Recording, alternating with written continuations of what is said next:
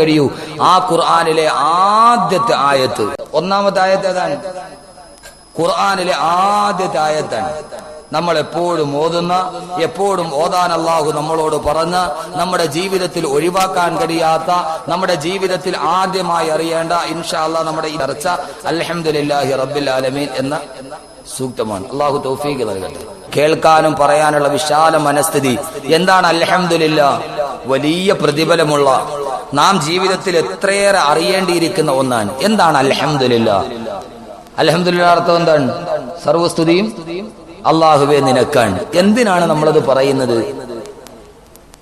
ജീവിതത്തിൽ നമ്മൾ ധാരാളം ദിക്റുകൾ, അൽഹംദുലില്ലാഹിലേക്ക് ഞാൻ കിടക്കാൻ, ധാരാളം ദിക്റുകൾ നമുക്കറിയാം. ഏറ്റവും പ്രതിഫലമുള്ള ദിക്ർ അതാ അഫ്ളൽ ദിക്ർ.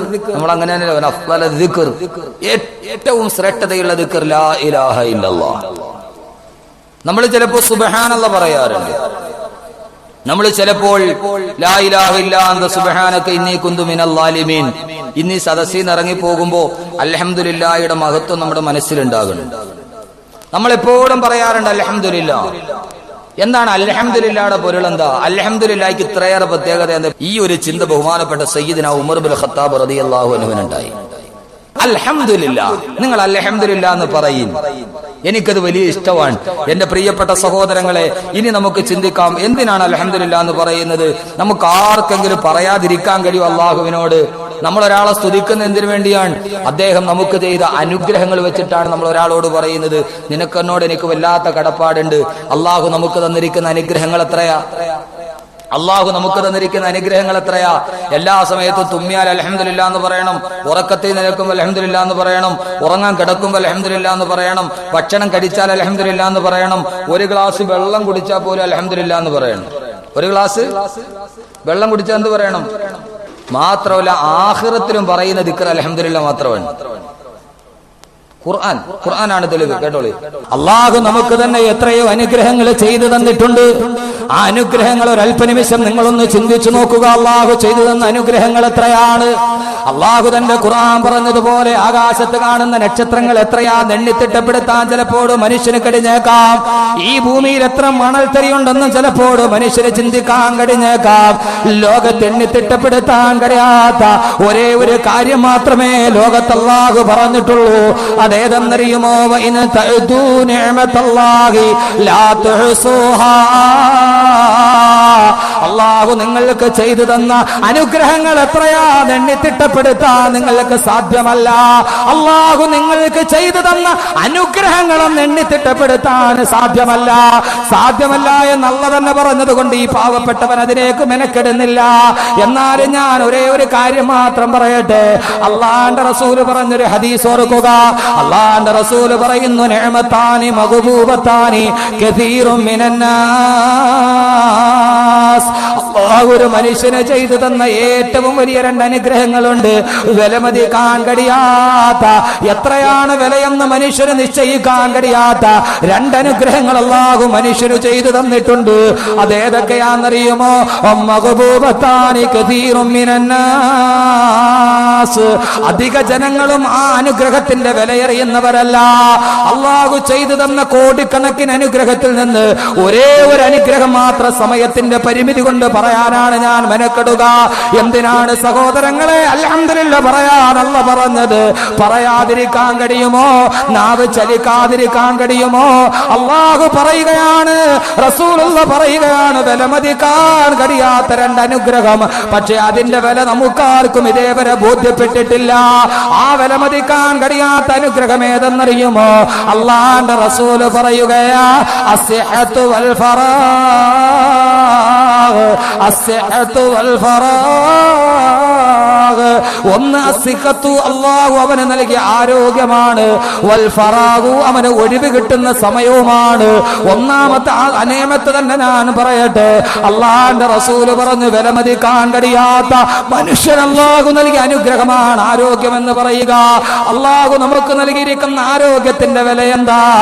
അല്ലാഹു നമുക്കിപ്പോൾ നിവർന്നു നിൽക്കാനും കുനിഞ്ഞു നിൽക്കുവാനും ഇഷ്ടമുള്ളിടത്തേക്ക് നടന്നു ചെല്ലുവാനും അല്ലാഹു എത്രയോ അനുഗ്രഹങ്ങളാണ് നമുക്ക് ചെയ്തു തന്നത്. ആരോഗ്യമെന്ന അനുഗ്രഹത്തെ കുറിച്ച് നിങ്ങളൊന്ന് ചിന്തിച്ചു നോക്ക് സഹോദരങ്ങളെ. ആരോഗ്യത്തിന്റെ വിലയറിയണമെങ്കിൽ നിങ്ങൾ ഇമാം ഗസാലി റഹിമഹുല്ല പറഞ്ഞതുപോലെ ആഴ്ചയിൽ ഒരു പ്രാവശ്യം നിങ്ങളുടെ തൊട്ടടുത്തുള്ള മെഡിക്കൽ കോളേജിന്റെ കാഷ്വാലിറ്റിയിൽ ഒന്ന് ചെന്ന് നോക്കണം. എത്രയോ ആളുകളാണ് ശ്വാസം വിടാൻ കഴിയാതെ, മൂത്രമൊഴിക്കാൻ കഴിയാതെ, വൃക്ക തകരാറിലായി കിടക്കുന്ന രോഗിക്ക് വൃക്ക വേണമെന്ന് രാവിലെ പത്രത്തില് പരസ്യം കാണുമ്പോ ആ സമയത്ത് നിങ്ങൾ അള്ളാഹു നൽകിയ അനുഗ്രഹം എന്നോർക്കണം. അള്ളാഹു നൽകിയ അനുഗ്രഹത്തിന്റെ വിലയറിയണം. ചെറിയ ഉദാഹരണം മാത്രം ഞാൻ പറയട്ടെ സഹോദരങ്ങളെ. ശരാശരി ആരോഗ്യമുള്ള ഒരു മനുഷ്യന് ആരോഗ്യത്തിന്റെ വില എന്താണ്? ശരാശരി ആരോഗ്യമുള്ള ഒരു മനുഷ്യന് ഒരു ദിവസം 1.5 ലിറ്റർ മൂത്രം അവന്റെ വെളിയിലോട്ട് പോകണമെന്നാണ് ശൈതശാസ്ത്രത്തിന്റെ കണക്ക്. ഒരു ദിവസം 24 മണിക്കൂറിന്റെ ഉള്ളിൽ 1.5 ലിറ്റർ മൂത്രം വെളിയിലോട്ട് പോയിരിക്കണം. അങ്ങനെ 1.5 ലിറ്റർ മൂത്രം വെളിയിൽ പോകണമെങ്കിൽ അവന്റെ 2 വൃക്കകളുണ്ട്. നട്ടെല്ലിന്റെ ഇരുഭാഗത്തായി സ്ഥിതി ചെയ്യുന്ന 11 സെന്റിമീറ്റർ നീളമുള്ള 8 സെന്റിമീറ്റർ വീതിയുള്ള 140 ഗ്രാം തൂക്കമുള്ള ഒരു പയർമണിയുടെ ആകൃതിയിലിരിക്കുന്ന വൃക്ക എന്ന് പറയുന്ന അവയവമുണ്ട്. അള്ളാന്റെ അനുഗ്രഹം എന്ന് ഓർമ്മിപ്പിക്കാൻ വേണ്ടി മാത്രം പറഞ്ഞതാണ്. അള്ളാഹുവിന്റെ വിശുദ്ധനായ പ്രവാചകൻ നമ്മോട് ഓർമ്മിപ്പിച്ചതാ. നട്ടെല്ലിന്റെ ഇരുഭാഗത്ത് സ്ഥിതി ചെയ്യുന്ന 140 ഗ്രാം തൂക്കമുള്ള 11 സെന്റിമീറ്റർ നീളമുള്ള 8 സെന്റിമീറ്റർ വീതിയുള്ള വൃക്ക. ആ വൃക്കയാണല്ലോ രക്തം ശുദ്ധീകരിച്ചിട്ട് മൂത്രത്തെ ഉൽപ്പാദിപ്പിക്കുക. എന്റെ പ്രിയപ്പെട്ട സഹോദരങ്ങളെ, 11 സെന്റിമീറ്റർ മാത്രം വലിപ്പമുള്ള വൃക്കക്കുള്ളിൽ അള്ളാഹു 25 ലക്ഷം നെഫ്രോണുകൾ വർക്ക് ചെയ്യുന്നുണ്ട്. ആ ഡിപ്പാർട്ട്മെന്റ് തന്നെ പറയുന്നത് നെഫ്രോളജി എന്നാണ് വൃക്കയുടെ ഡിപ്പാർട്ട്മെന്റിന് ഹോസ്പിറ്റലിൽ പറയുക. കാരണം എന്താ? വൃക്കക്കുള്ളിൽ 25 ലക്ഷം നെഫ്രോണുകൾ ഉണ്ട്. ആ 25 ലക്ഷം നെഫ്രോണുകൾ വർക്ക് ചെയ്യണമെങ്കിൽ വൃക്കക്കുള്ളിൽ 120 ലിറ്റർ ഫിൽട്രേറ്റ് ദ്രാവകം ഉണ്ടാകണം. 120 ലിറ്റർ ഫിൽട്രേറ്റ് ദ്രാവകം ഉണ്ടാകുമ്പോൾ 120 ലിറ്റർ ഫിൽട്രേറ്റ് ദ്രാവകം ഉണ്ടാകണമെങ്കിൽ ഒരു മനുഷ്യന്റെ വൃക്കക്കുള്ളിലൂടെ 24 മണിക്കൂറിന്റെ ഉള്ളിൽ 1350 ലിറ്റർ രക്തം ഇങ്ങനെ കറങ്ങി നടന്നാലേ അവന്റെ ശരീരത്തിൽ 1.5 ലിറ്റർ മൂത്രം ഉൽപ്പാദിപ്പിക്കപ്പെടൂ എങ്കിൽ എന്റെ പ്രിയപ്പെട്ട സഹോദര, അള്ളാനെ മറന്നുപോയ എന്റെ പ്രിയപ്പെട്ട സഹോദര, പെട്രോളിന്റെ ഉച്ചിട്ടം വന്ന് വീട്ടിലോട്ട് കുമിഞ്ഞുകൂടിയപ്പോ, സാമ്പത്തികമായ ഉന്നമനം കിട്ടിയപ്പോ അള്ളാഹ്ക്കൊന്ന് ദിക്ർ പറയാൻ മറന്നുപോയ, അൽഹംദുലില്ലാഹ് നാവ് കൊണ്ടൊന്ന് പറയാൻ മറന്നുപോയ എന്റെ പ്രിയപ്പെട്ട മുസ്ലിം സമൂഹമേ, നിങ്ങൾ കേൾക്കണം.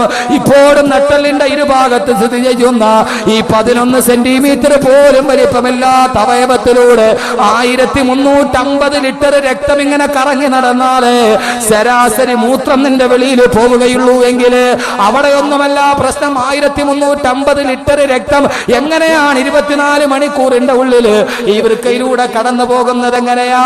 കാരണം ഒരു മനുഷ്യന്റെ ശരീരത്തിൽ ആകെയുള്ള രക്തം എന്ന് പറഞ്ഞാൽ 5 ലിറ്റർ രക്തമേ ഉള്ളൂ. അത് തന്നെ പുരുഷനാണ്. പെണ്ണിനാണെങ്കിൽ 4 ലിറ്റർ രക്തമേ ഉണ്ടാവുകയുള്ളൂ. പെണ്ണിന് 1 ലിറ്റർ രക്തം കുറവാണ്.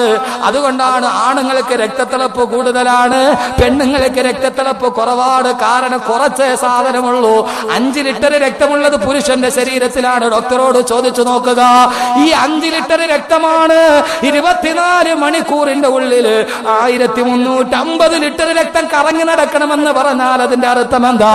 നമ്മുടെ ശരീരത്തിന്റെ മസ്തിഷ്കം മുതൽ ഉച്ചന്തല മുതൽ പെരുവരൽ വരെ നാഡികളിലൂടെ ഞരമ്പുകളിലൂടെ പ്രവഹിച്ചു കൊണ്ടിരിക്കുന്ന രക്തം 24 മണിക്കൂറിന്റെ ഉള്ളിൽ 350 പ്രാവശ്യം ഈ വൃക്കയിൽ കിടന്ന് കറങ്ങിയാല് നിന്റെ 1 ലിറ്റർ മൂത്രം വെളിയിലോട്ട് പോവുകയുള്ളൂ. നിന്റെ വൃക്ക തകരാറിലാകാതിരിക്കുകയുള്ളൂ. എന്റെ പ്രിയപ്പെട്ട സഹോദരാ, ഞാനൊന്ന് ചോദിക്കട്ടെ, നമ്മുടെ വീടിന്റെ മുൻഭാഗത്തുള്ള ഒരു പൂന്തോട്ടമെങ്ങാനും വെള്ളം നനക്കാൻ വേണ്ടി 1 മീറ്റർ പോലും വലിപ്പമില്ലാത്ത ഓസുമായിട്ട് വന്നാൽ ഒരു ഭാഗത്തെങ്ങാനും ഓസൊന്ന് മടങ്ങിപ്പോയാ വെള്ളത്തിന്റെ സർക്കുലേഷൻ അതോടെ തടസ്സമാകുമെങ്കിൽ എന്റെ സദസ്സിന്റെ മുമ്പിലിരിക്കുന്ന, എന്റെ ശബ്ദം കേൾക്കുന്ന ഓരോരുത്തരും ഈ മുതുകിന്റെ ഭാഗത്തൊന്ന് കൈവച്ചു നോക്ക്.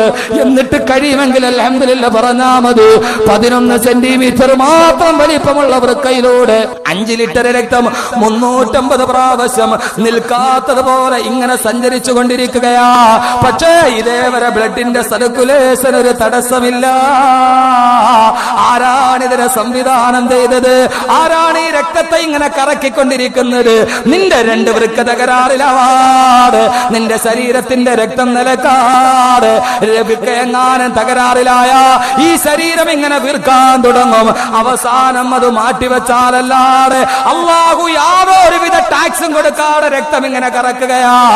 മെഡിക്കൽ കോളേജിൽ ചെന്ന് ഒരു പ്രാവശ്യം ഡയാലിസിസ് നടത്തണമെങ്കിൽ 5000 രൂപ കെട്ടിവെക്കണമെങ്കിൽ എന്റെ പ്രിയപ്പെട്ട സഹോദര, അല്ലാഹു ഖുർആന്റെ ആദ്യം പഠിപ്പിച്ചു തന്നത് ഇതാണ്.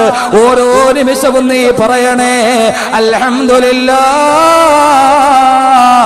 അല്ലാഹുവേ സർവസ്തുതിയും നിനക്കാണ് തമ്പുരാനെ.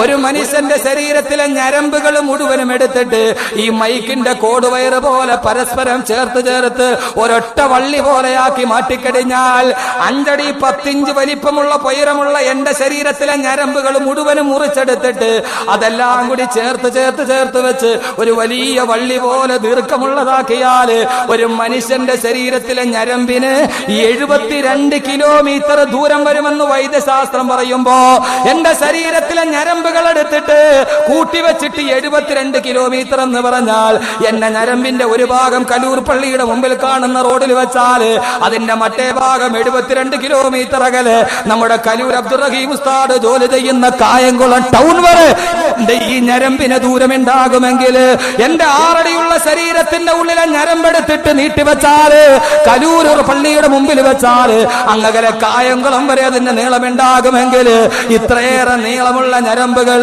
ഒരു റബ്ബർ ബാൻഡ് ചുറ്റിവെച്ചിരിക്കുന്നത് പോലെ, ഒട്ടുപാല് ചുറ്റിവെച്ചിരിക്കുന്നത് പോലെ ഒരു 6 അടിയുള്ള ശരീരത്തിന്റെ ഉള്ളിൽ ചുറ്റി ചുറ്റി വെച്ചിട്ട് ഇതേവരെ ബ്ലഡിന്റെ സർക്കുലേഷന് തടസ്സമില്ല. ആരാണിതിനെ സംവിധാനിച്ചത്? ഫതബാറകല്ലാഹു അഹ്സനുൽ ഖാലിഖീൻ. അല്ലാഹുവിന്റെ മുമ്പിൽ വെച്ച് പറയാതിരിക്കാൻ കഴിയുമോ? അല്ലാഹുവേ സമ്മതിച്ചു റബ്ബേ, ലാ ഹൗല വലാ ഖുവത ഇല്ലാ ബില്ലാഹ്, ലാ ഹൗല വലാ ഖുവത ഇല്ലാ ബില്ലാഹ്. അല്ലാഹുവേ വേറെ ഒരനുഗ്രഹവും വേണ്ട. ഈ രക്തമെങ്ങാനും ഇങ്ങനെ ഒന്ന് പമ്പ് ചെയ്താൽ, ഒരു നേരം എങ്ങാനും ഒന്ന് ബ്ലോക്കായാൽ, ലക്ഷങ്ങൾ കൊടുത്താലും മാറ്റിവെക്കാൻ കഴിയില്ലെങ്കിൽ അല്ലാഹു നമുക്ക് ചെയ്തിരിക്കുന്ന അനുഗ്രഹങ്ങൾ എത്രയോ വലുതാണെന്നറിയുമോ? പറയാതിരിക്കാൻ നിനക്ക് കഴിയുമോ? അൽഹംദുലില്ലാഹ്, അല്ലാഹുവേ സർവസ്തുതിയും നിനക്കാണ് തമ്പുരാനെ. അല്ലാഹുവേ അല്ലാഹുവേ നിന്നെ സ്തുതിക്കാതെ പറയാൻ കഴിയുമോ? അല്ലാഹുവേ നിന്നെ കുറിച്ച് പറയാതിരിക്കാൻ കഴിയുമോ? മമ്പേ നൂറേ ശംസോ ഖമർ യമസ്ദറേ ലുത്ഫേ സാമോം സഗർ തുദാവറേ റോസ് മഹ്ശർ ബി തു ഖാലിഖേ റബ്ബ് അക്ബർ ബി തു അജ്മലു ബി തു ബഗ്തർ ബി തു അസ്റബ് ബി തു അഫ്ളൽ ബി. അല്ലാഹുവേ ഇതെല്ലാം സങ്കീർണമായി പടച്ചവൻ നീയാണ് തമ്പുരാനെ. അതുകൊണ്ട് ഞങ്ങൾ പറയുന്നു അല്ലാഹുവേ അൽഹംദുലില്ലാഹ്, സർവസ്തുതിയും നിനക്കാണ് തമ്പുരാനെ.